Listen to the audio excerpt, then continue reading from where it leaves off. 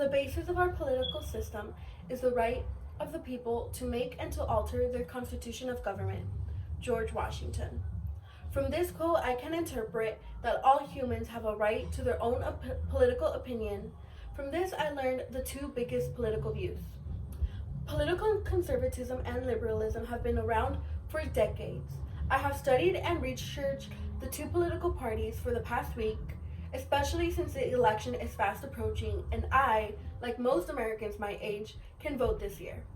Conservatism and liberalism have many differences, but they both have an origin.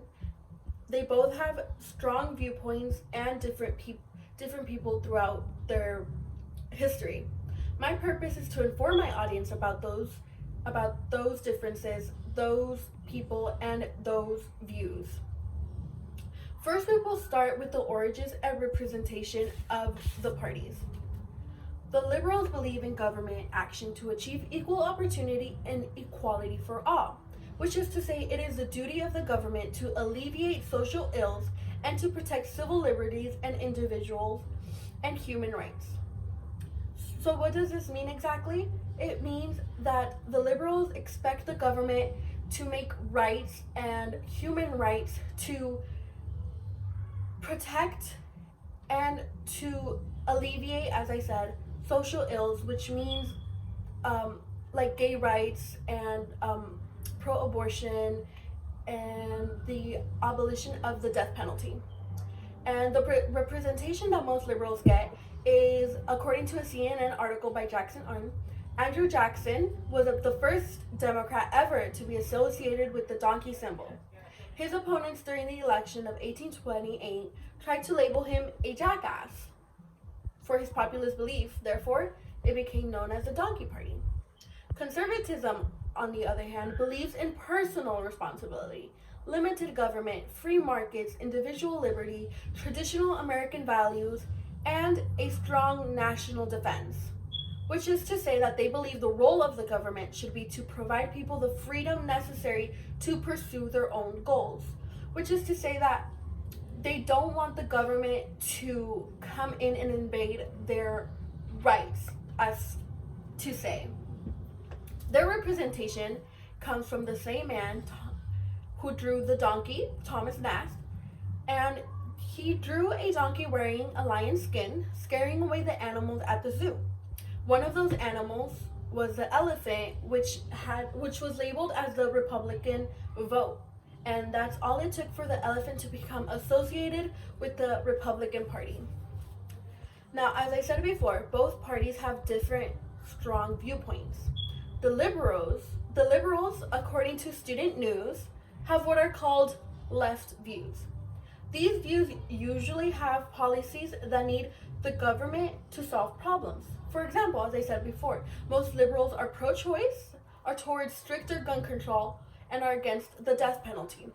Conservatism, on the other hand, are what are called right views. These views have policies that need the individual to solve problems.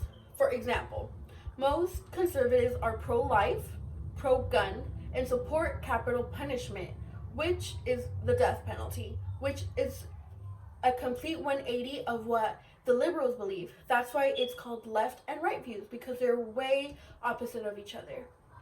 Now, for the last point, as I said before, the important people in both parties consist of people in their history. For example, for the liberals, Andrew Jackson was very important to their party because he was the first one who started, who is connected to the representation of themselves in the media, which was the donkey. Another very important person in that party was Barack Obama, which he is very important to the liberals because he became the first Black president of the United States, which disintegrated and destroyed the belief that only a white male could be president of the United States, of the free country. And it destroyed those traditions, as to say. So for the conservatives, a very important person right now is Donald Trump, because according to The Atlantic, he made history with a non-politician president, a celebrity. He became one of the first presidents that was not a politician. He was a reality TV star who became president and showed that if you have dedication and the right mindset, that you can become president one day.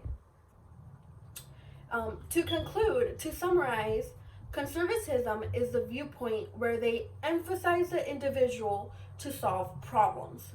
Liberalism, on the other hand, is where they emphasize the need for government to solve problems. Which is to say that liberalism is more individualistic.